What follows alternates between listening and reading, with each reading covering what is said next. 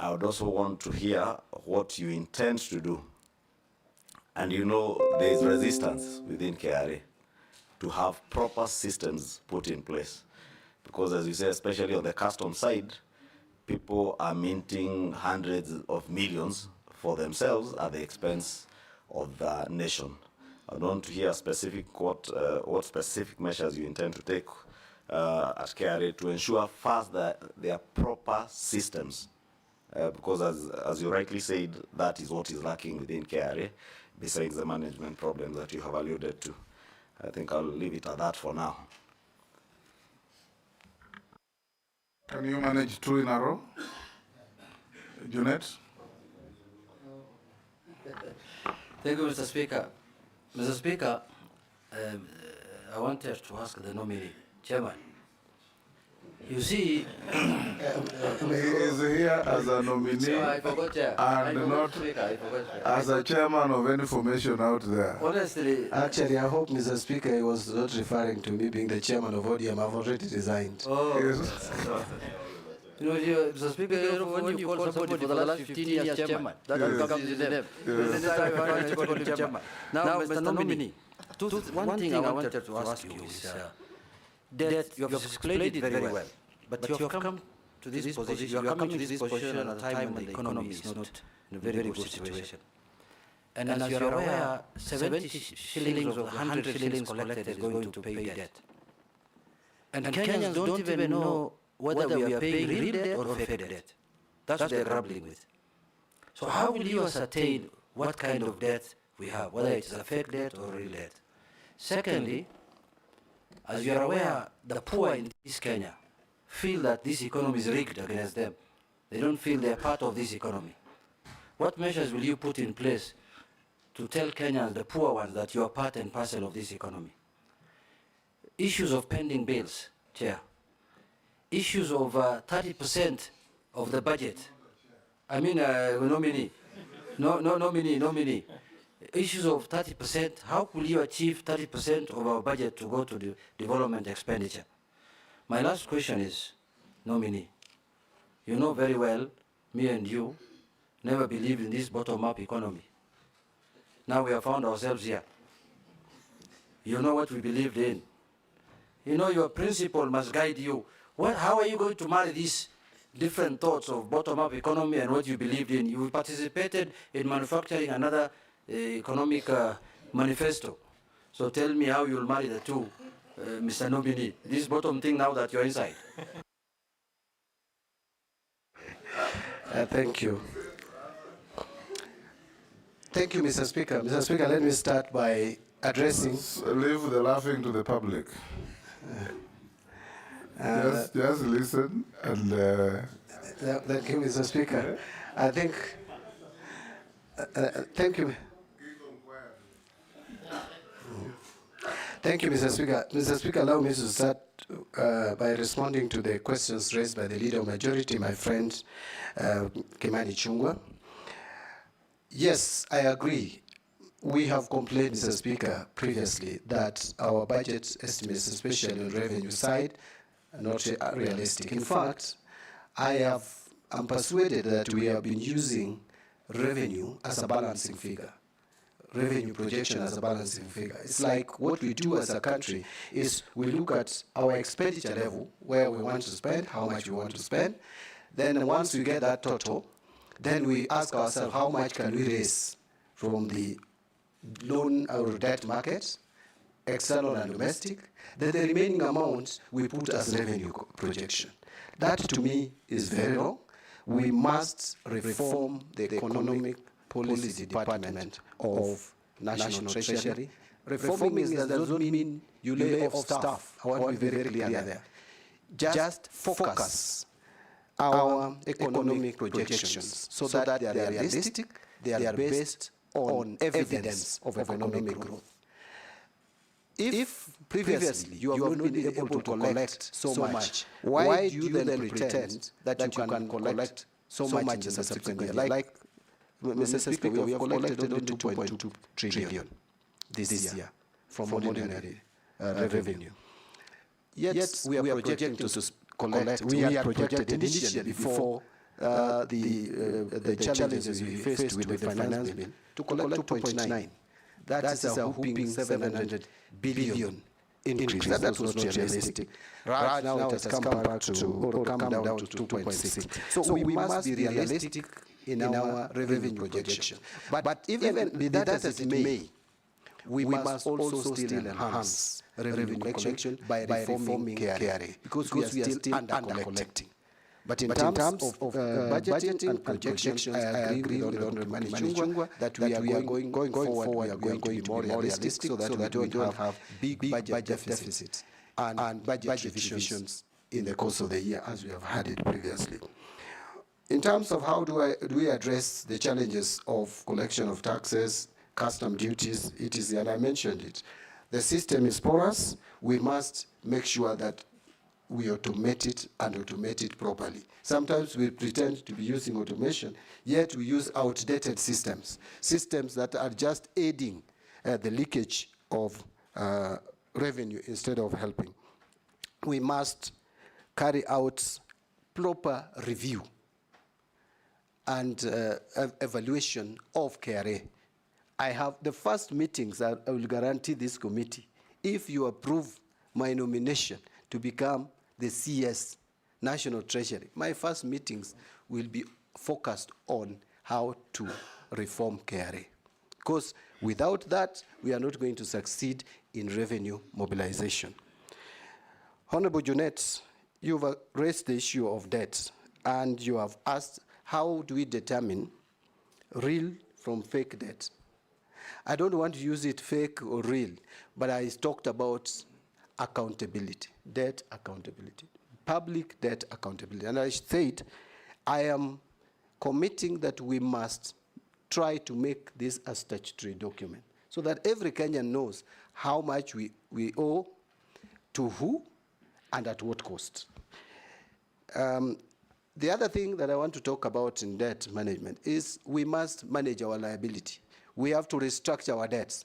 Let me just give me 1 minute, Mr. Speaker, to say the following, that if you look at how our debt was structured, especially external debt, in 2010, we had 60% of that debt, 66 actually, under multilateral, which are concessionary loans, and only 4% on commercial debt.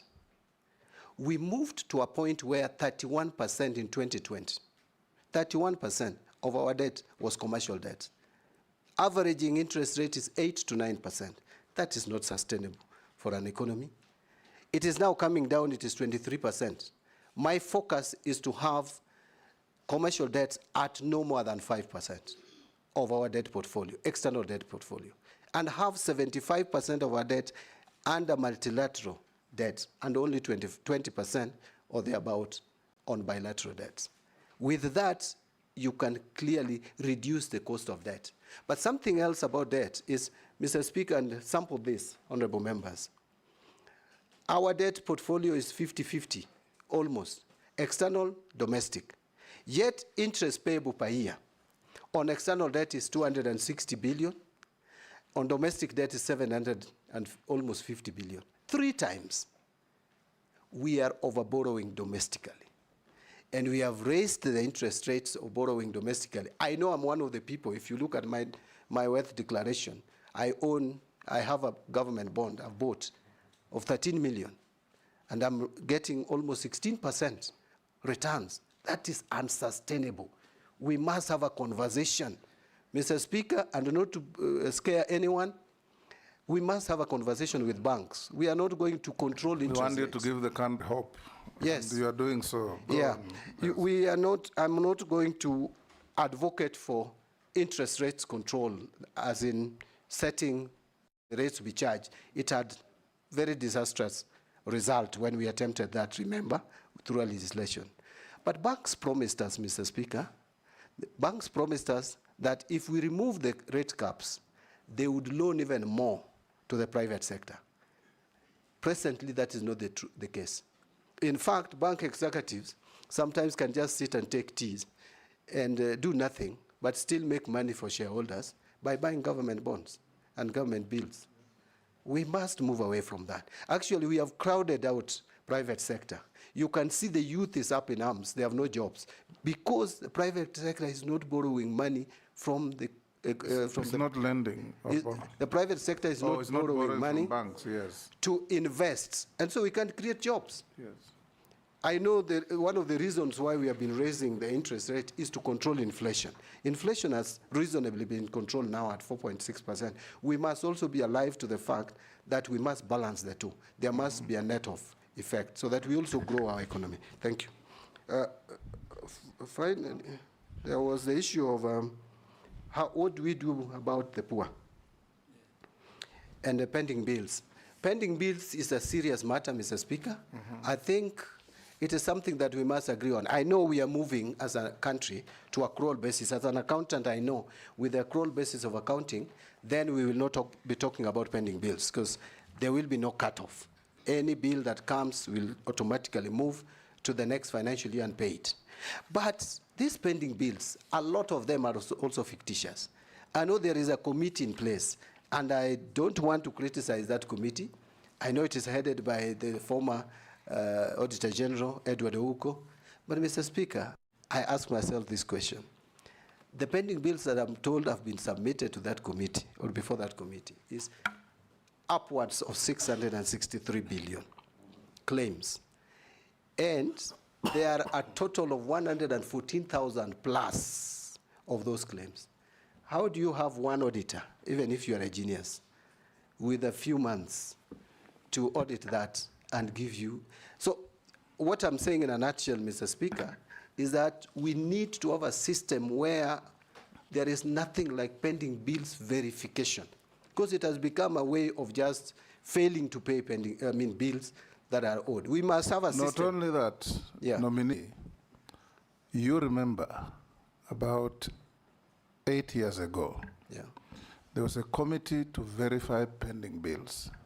It became a toll station.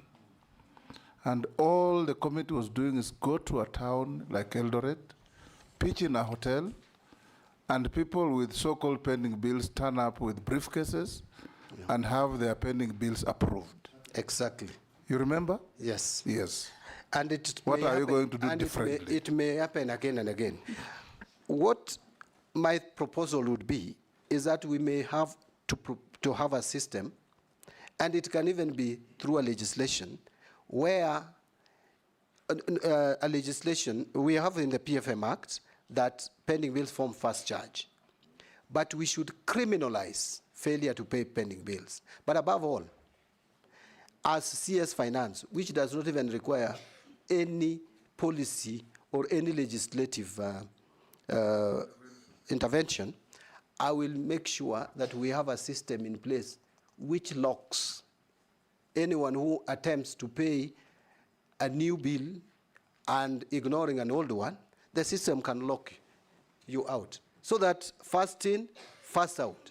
If a bill is supposed to be payable, let it be paid. This idea, I remember I've been an accountant at the University of Nairobi, and during our time, Mr. Speaker, what used to happen is you'd prepare checks. You know, there was cash flow problems. You'd prepare checks and put them in a drawer, many of them, a bundle.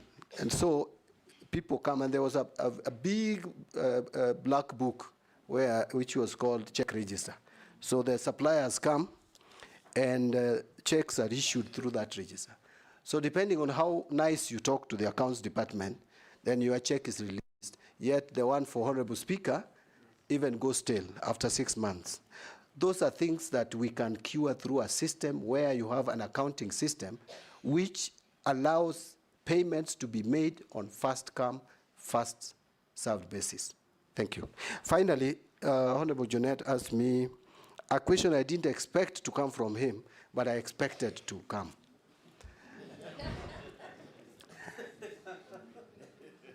Mr. Speaker, I've been asked about bottom-up.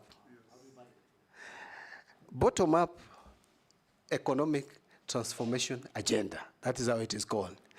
Let me tell you, through you, Mr. Speaker, tell Honorable Jonet this, that bottom-up is actually a concept of UDA, Read Kenya Kwanza. But I want to tell him that if you look at the philosophy of UDA and ODM, there is no difference. Actually, the two are social democrats. Yes. The two political parties promote social democracy. But let me leave that for that. Look at better. What is it all about? It talks about job creation. It talks about cost of living. It talks about agricultural productivity. It talks about digital economy. What about ODM? What was in our manifesto? We talked about the same. Actually, the better concept is on value addition.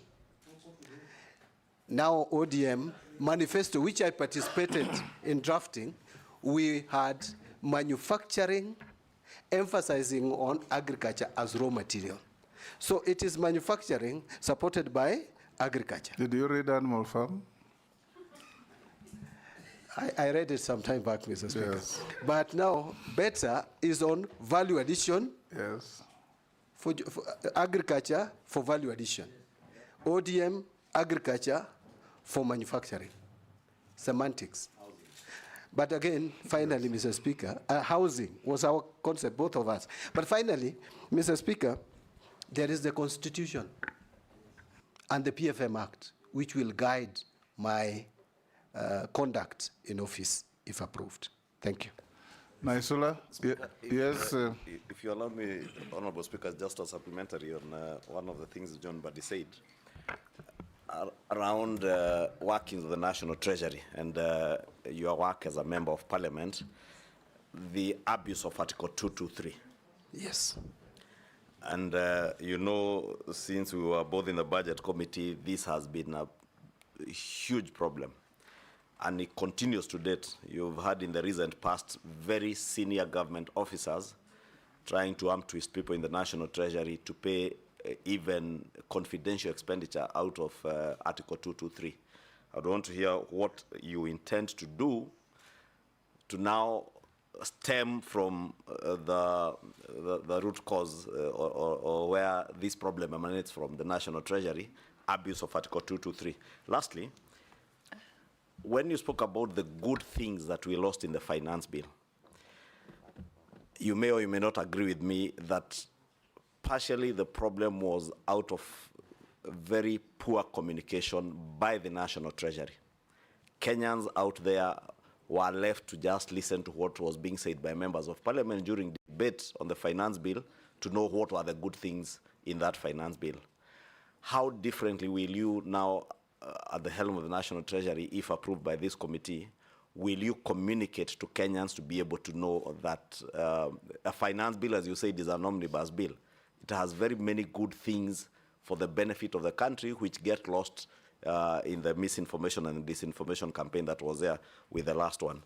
So my question is, how will you shift the communication from the National Treasury? And with all respect to those who were there before, there was literally no communication coming from the National Treasury. How do you intend to change that? And I agree with you on the pending bills, but also tell you that probably what you also need to do is look at the procurement. For instance, and you've been a member of Parliament all these years, CDF. There are never any pending bills in CDF because of the system through which we procure. You only procure when you have exchequer with you. So probably if you get approved, that's one of the other things you need to look at, to remodel whatever is being done in mainstream government with CDF. Mr. Speaker, go ahead. Okay. Thank you, Speaker. To the nominee, Honorable Mbadi, you are on record in Parliament during debate